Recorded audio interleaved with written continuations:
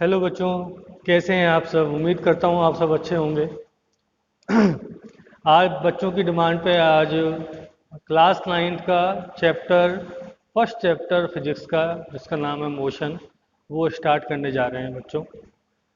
उम्मीद करता हूँ जैसा चैप्टर हम पढ़ेंगे उसमें आप लोगों को केवल समझ में ही नहीं आएगा, बल्कि आपको उसमें पढ़ने में मज़ा भी आएगा। मोशन की बात अगर हम करते हैं बच्चों, तो मोशन आखिर क्या है ये मोशन। गति, जिसको हिंदी में कहते हैं गति। तो जिंदगी की शुरुआत से, जीवन की शुरुआत से ही जो हमारे साथ होता है वो है मोशन। मूवमेंट भी कह सकते हैं इसको। जैसे कि जब से मैंने आपको बोलना, आपसे बात करना शुरू किया है, तब से मेरे शरीर में कोई ना कोई हलन चलन हो रही है। मैं कभी अपनी पोजीशन यहाँ तो यहाँ, कभी और पीछे, मैं पोजीशन लगातार चेंज कर रहा हूँ।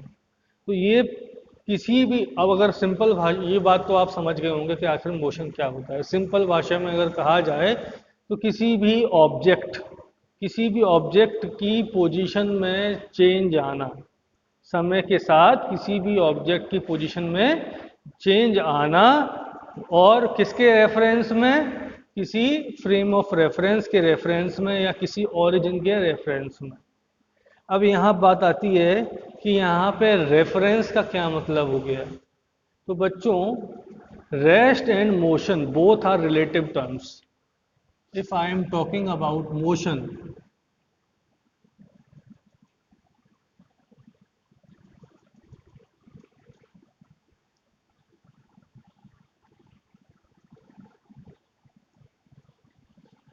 तो motion is a relative term. Okay, motion. बच्चों, motion is a relative term. What is meant by relative term? Relative term का मतलब होता है कि अकेले हम मोशन को डिफाइन नहीं कर सकते जब तक हम रेस्ट को डिफाइन ना करें। क्या मतलब इसका? कि रेस्ट को डिफाइन नहीं करेंगे तो मोशन डिफाइन नहीं हो सकता। समझाते हैं। सपोज करो, पहले तो चलो इसको समझ लेते हैं। सपोज करते हैं बच्चों कि आप में से कोई एक बच्चा ट्रेन में बैठा है, ठीक है। और जब वो ट्रेन मोशन में है, ट्रेन चल रही है, तो आसपास की चीज़ें आपको क्या दिखती हैं? पीछे जाती हुई दिखती हैं। ट्रेन के बगल में प्लेटफॉर्म है, तो जब ट्रेन चल रही है तो प्लेटफॉर्म पीछे जाता हुआ दिखेगा। वो पेड़ पौधे पीछे जाते दिखेंगे, घर, इंसान, जो भी चीज़ आपको दिखाई देगी वो सब पीछे जाती हुई आपको दिखाई देगी, ठीक। तो आप क्या कहेंगे कि ये सारी चीज़ें मोशन कर रही हैं। ये नहीं कहेंगे कि ट्रेन मोशन कर रही है। वो तो आप समझते हैं कि ट्रेन मोशन कर रही है, चल नहीं सकती तो ये मोशन नहीं कर रही, हमारी ट्रेन ही मोशन कर रही होगी। लेकिन जो व्यक्ति, जो इंसान, जो ये चीज़ नहीं समझता कि ट्रेन मोशन कर सकती है, बाकी चीज़ें मोशन नहीं कर सकती हैं, तो वो तो ये समझेगा ये सब पीछे जा रही हैं। बता रहा हूँ मैं क्या समझाना चाहता हूँ आप लोगों को। तो वहीं एक कंडीशन ये हो सकती है कि आपकी ट्रेन के बगल में एक और ट्रेन खड़ी है और दोनों ने एक साथ मोशन करना शुरू कर दिया। तो हमको बड़ा डिलेमा होता है, कंफ्यूजन होती है, क्या हमारी ट्रेन चल रही है? हम बगल वाले से पूछते हैं, ए भाई, भैया जी, क्या ट्रेन चल पड़ी? भैया ट्रेन चल पड़ी कि नहीं चल पड़ी? तो क्यों ऐसा लगता है, क्यों हमको पूछना पड़ता है? क्योंकि हम जब बाहर देखते हैं तो हमारी ट्रेन की बराबर में जो ट्रेन है वो भी चल रही है और हम भी चल रहे हैं, तो पता ही नहीं चलता कि चल रहे हैं कि नहीं चल रहे हैं। लेकिन जब दूसरी खिड़की से बाहर देखते हैं तो वहां दिखता है, अरे अच्छा, प्लेटफॉर्म पीछे गया, इसका मतलब ट्रेन चल पड़ी। अब यहाँ पे ये ऐसा क्यों हुआ, ये समझते हैं। तो मोशन की जो मेन डेफिनेशन थी, when the position of an object changes with respect to time and the surroundings, हमारे आसपास की जो सराउंडिंग है उसके रेस्पेक्ट में जो हमारी पोजीशन में बदलाव आता है उसको मोशन कहते हैं। तो हमारी सराउंडिंग में उस वक्त ट्रेन थी, उसके रेफरेंस में हमारी पोजीशन में बदलाव नहीं आया। उसके रेफरेंस, ट्रेन पहले भी साथ खड़ी थी, अब भी साथ ही खड़ी है, तो उसको देखकर तो हमको यही लगेगा कि भैया हमारी ट्रेन रेस्ट में ही है। लेकिन जब दूसरी तरफ देखा तो जो उस ग्राउंड के रेफरेंस में हमारी ट्रेन ने कुछ पोजीशन चेंज कर चुकी थी, तो तब हमको मालूम पड़ा कि नहीं नहीं हमारी ट्रेन मोशन कर रही है। तो यहाँ पे देखो एक बात समझ में आई कि रेस्ट एंड मोशन आपस में रिलेटिव है। कैसे रिलेटिव है?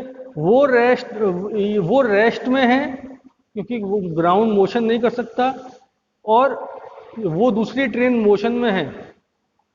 तब जाके हमको बात समझ में आती है कि जब रेस्ट की बात की जाए और मोशन की बात की जाए, दोनों ही आपस में रिलेटिव टर्म्स होते हैं।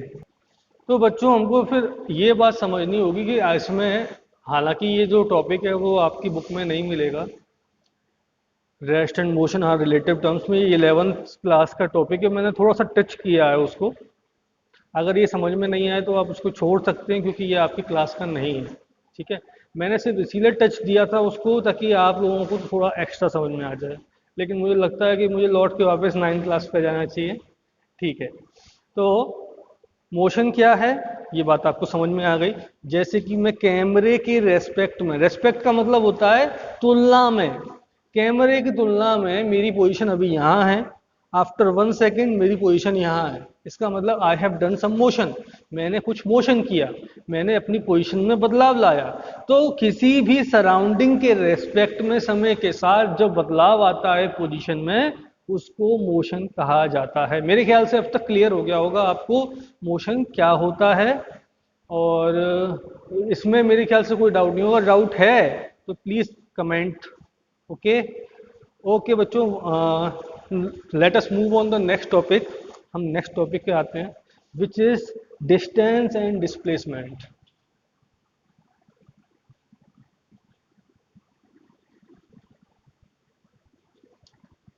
Late us talk about distance.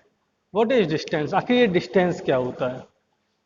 तो the total path length covered by an object is called distance. Simple सी बात है, the total path length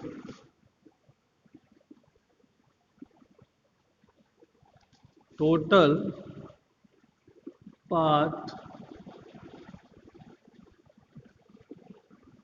length covered by an object is called distance। कोई भी object कितनी path माने जो चल रहा है, कितनी पाथ की लंबाई वो कवर करता है, यही डिस्टेंस कहलाता है। एग्जाम्पल की बात कर रहे हैं, अगर एक स्टूडेंट अपने घर से निकलता है, अपने स्कूल को जाता है, स्कूल उसका घर से सपोज, इसको मुझे रब कर देना चाहिए,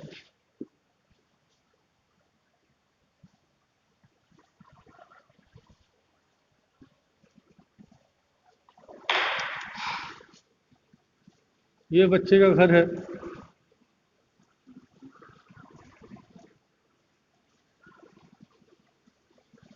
छोटा सा आशियाना, ठीक है। और ये है उस बच्चे का स्कूल, जहाँ हर बच्चे को जाने का मन नहीं होता, जिसको खेलना है। जोक्स अपार्ट, ऐसा नहीं है।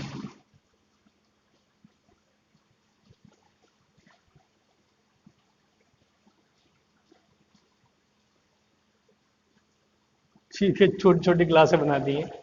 ओके, तो एक बच्चा जो है,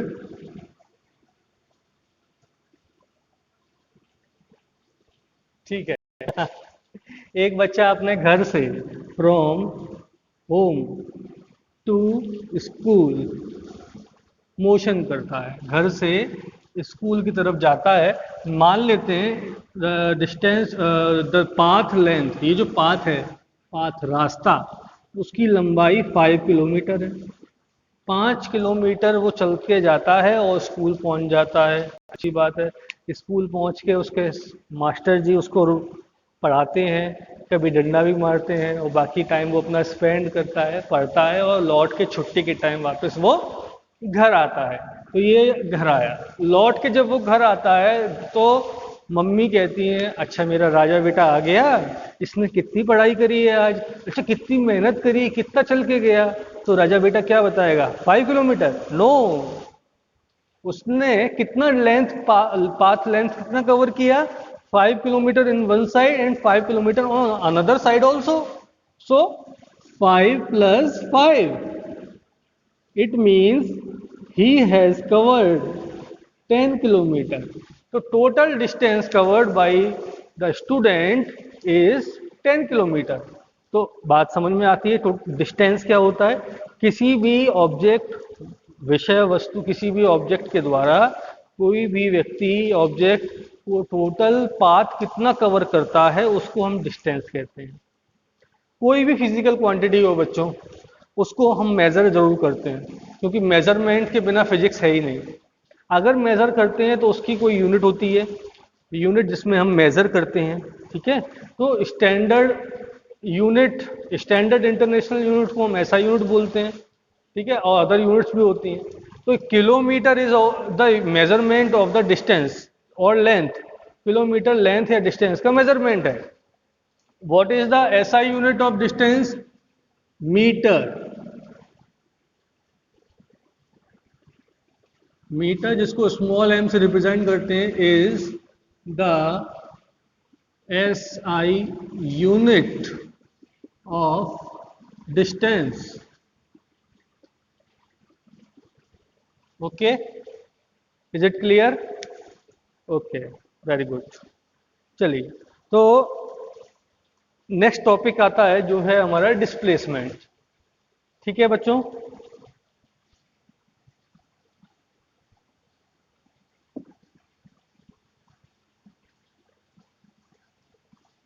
okay okay and okay. One more thing,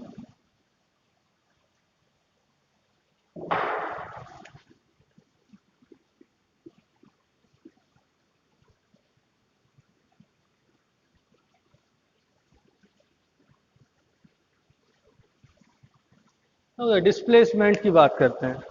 what is displacement? आखिर डिस्प्लेसमेंट क्या है?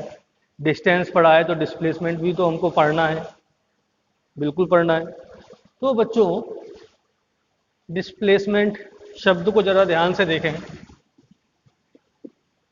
अगर हिंदी में संधि विच्छेद पढ़ा है तो ये अच्छे से समझ में आएगा. Displacement, dis plus placement. Placement माने change in position, sorry position. Dis माने चेंज. तो किसी भी ऑब्जेक्ट की पोजीशन में आया हुआ चेंज को ही डिस्प्लेसमेंट हम कहते हैं. फिर समझ लेते हैं. What is displacement? The change in the position of N object is called displacement. Very simple, सबसे आसान भाषा में. बेटा साइंस आसान ही होती है, आसान ही भाषा में बतानी चाहिए. बच्चे पता नहीं क्यों उसको टफ मानते हैं. मेरे लिए बहुत आसान है और मेरे ख्याल से सब बच्चों के लिए आसान है. इससे इंटरेस्टिंग सब्जेक्ट मेरे लिए कोई और नहीं साइंस से ज़्यादा, क्योंकि ये मेरे आसपास मेरी दुनिया है. ये इस दुनिया में हम जी रहे हैं, इसके बारे में नहीं जानेंगे तो फिर क्या फ़ायदा. चलिए बातों को हटाते हैं, मेन टॉपिक पे आते हैं. तो वापस से उसी एग्जाम्पल पे आ जाते हैं. सपोज इस बच्चे का नाम रख देते हैं, नामकरण तो करना चाहिए, आखिर पंडित का है. चलिए, तो सपोज इसका नाम मोहन है. मोहन घर से निकला, स्कूल को गया. उसकी पोजीशन में, उसकी initial position, what is the initial position? Initial position, and it is the, school is the final position.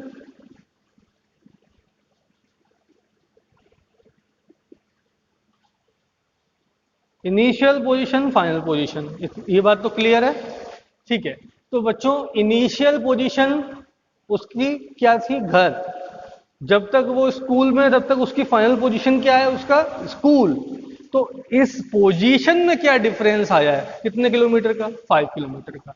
तो उस वक्त मोहन का डिस्प्लेसमेंट कितना हुआ? 5 किलोमीटर. How much? 5 किलोमीटर. क्यों क्यों क्यों क्यों? Because the change in position of Mohan is about 5 kilometre. तो डिस्प्लेसमेंट जब भी हमको फाइंड करना है,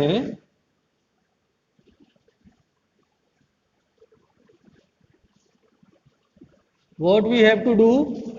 We have to find the change in position, change in position. और इसमें एक सुधार और करें अगर, तो चेंज इन पोजीशन क्या, shortest change, shortest change in position, ठीक है ना। ओके, अब मोहन की छुट्टी हो गई, वो स्कूल से वापस घर आ गया, ठीक है, अच्छी बात है, वापस घर आ गया। अब घर उसका इनिशियल पोजीशन था, लेकिन अब फाइनल पोजीशन भी बन गया। इनिशियल था, फाइनल पोजीशन भी है। तो डिस्प्लेसमेंट क्या होता है बच्चों, डिस्प्लेसमेंट होता है final position minus initial position. यहां से यहाँ की डिस्टेंस माइनस कर देंगे, लेंथ माइनस कर देंगे, शॉर्टेज डिस्टेंस जो भी है।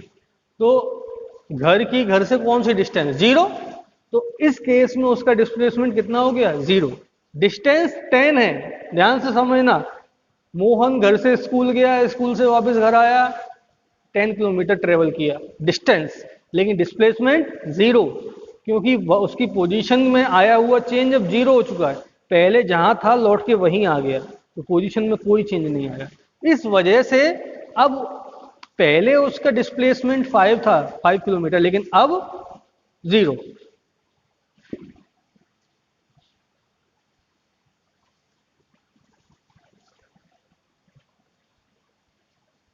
वन मोर एग्जाम्पल, एक एग्जाम्पल और।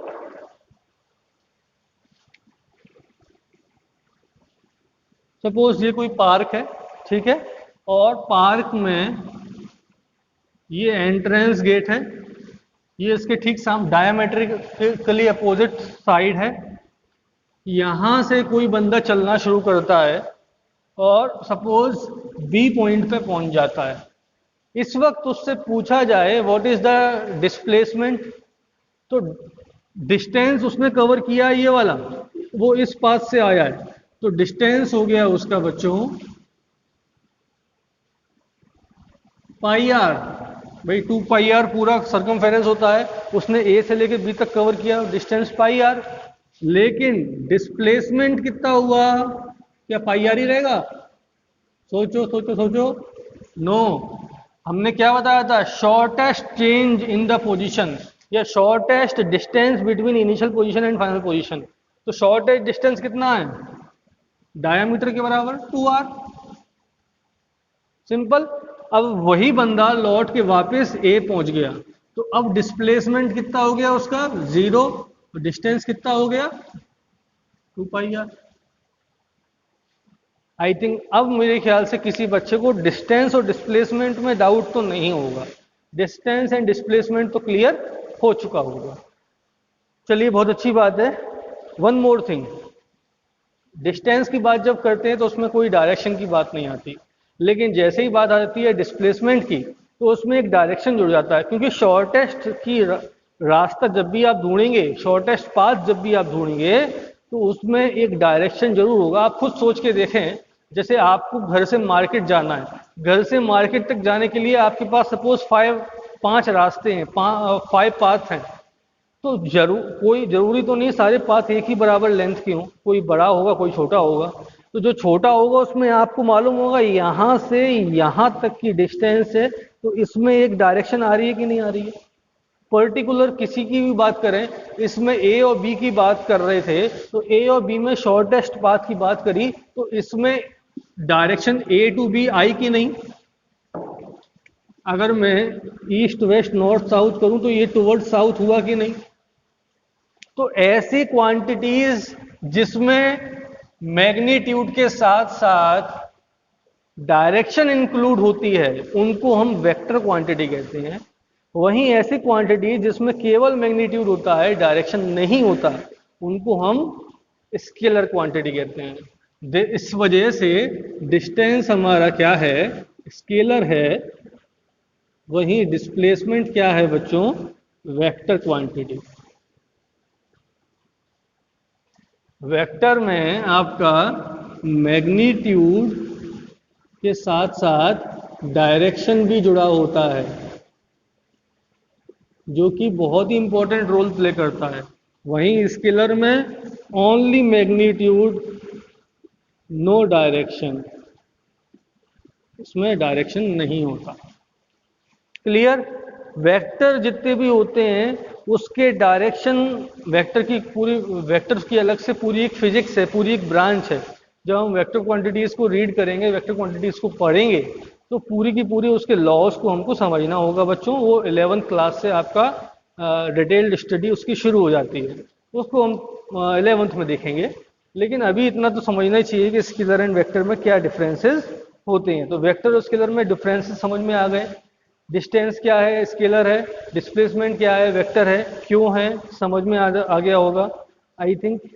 अच्छा, अब हम बात करते हैं बच्चों uniform and non uniform motion की, कि what is uniform motion and what is non uniform motion. Let me rub this. हाँ, एक चीज और बताना भूल गया मैं, लिखा हुआ था लेकिन,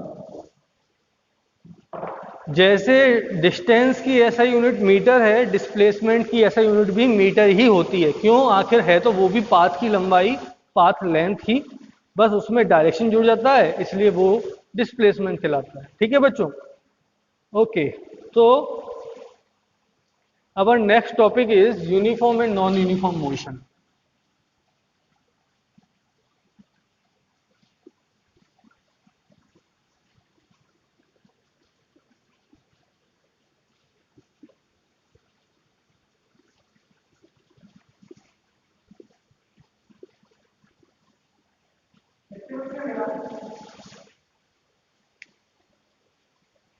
ओके बच्चों, then we are talking about uniform and non uniform motion. आखिर ये यूनिफॉर्म मोशन क्या है, नॉन यूनिफॉर्म मोशन क्या है? आज तो बारिश ने मौसम बढ़िया कर दिया भाई। बारिश हो जा रही लगातार। चलिए, बात कर रहे थे uniform and non uniform motion की। तो देखिए बच्चों, अगर कोई ऑब्जेक्ट, कोई व्यक्ति इक्वल डिस्टेंस कवर करे इक्वल टाइम इंटरवल में, देन ऐसे मोशन को हम यूनिफॉर्म मोशन कहते हैं। सिंपली अगर इंग्लिश में बोलें तो क्या कहेंगे? If an objects cover equal distances in equal interval of time, then such type of motion is called uniform motion. For example, let us suppose a car, there is a car,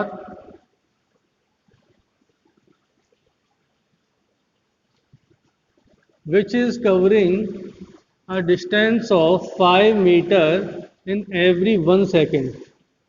her 1 second में वो 5 metre cover कर रही है।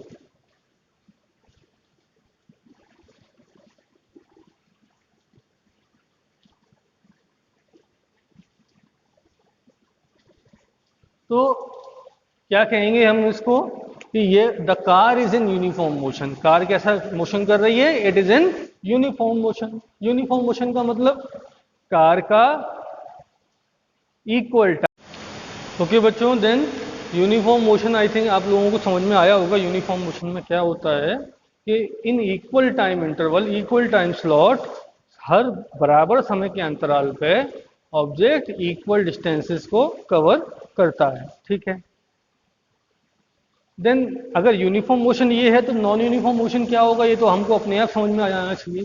अगर body equal time interval में equal distances cover नहीं कर रही है, नहीं कर रही है, तो वो बॉडी नॉन यूनिफॉर्म मोशन कहलाएगी। जैसे सपोज पहले बार में उसने 5 मीटर कवर किया 1 सेकंड में, अगले सेकंड में उसने 15 मीटर कवर किया, फिर सपोज 0 मीटर कवर किया।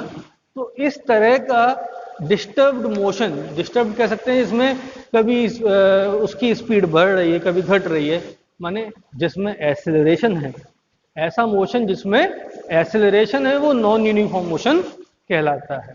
ठीक है? आई थिंक यहाँ आपको यूनिफॉर्म एंड नॉन यूनिफॉर्म तक तो क्लियर हो गया होगा बच्चों। एंड अगर हम बात करें ग्राफ की, तो बच्चों यूनिफॉर्म और नॉन यूनिफॉर्म मोशन का जो ग्राफ है, उसमें उसके ग्राफ में हम ये प्लॉट करेंगे। ये आपका हो जाएगा डिस्टेंस, ये हो जाएगा टाइम।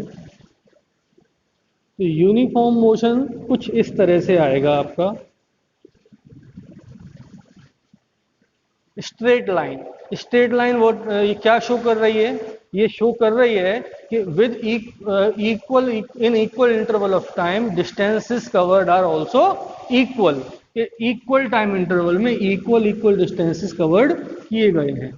वहीं नॉन यूनिफॉर्म मोशन के लिए अगर हम ग्राफ प्लॉट करते हैं तो कुछ इस प्रकार का ग्राफ हमको देखने को मिलता है कि इक्वल टाइम इंटरवल में अनइक्वल डिस्टेंस कवर किया गया है। वो कुछ इस तरह से दिखाई देता है, जैसे कि पहले 1 सेकंड में, पहले सपोज 1 मीटर कवर किया गया होगा, फिर अगले 1 सेकंड में या 2 सेकंड का गैप लेके चल रहे हैं, अगर 3 सेकंड में यहाँ पे आ गया 5 मीटर, फिर अगले 5 सेकंड में जब 2 सेकंड का गैप फिर आया तो यहाँ पे हो गया 10 मीटर।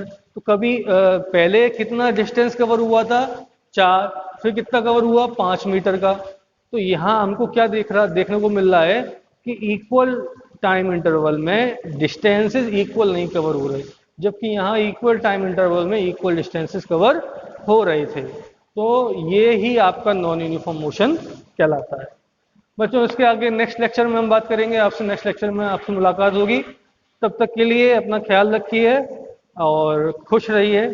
उम्मीद करता हूँ आपको मैंने जो पढ़ाया होगा वो समझ में आया हो, और अगर आपको वीडियो पसंद आई है तो प्लीज़ लाइक करिए, चैनल को सब्सक्राइब कीजिए and share my channel. Thank you, bye.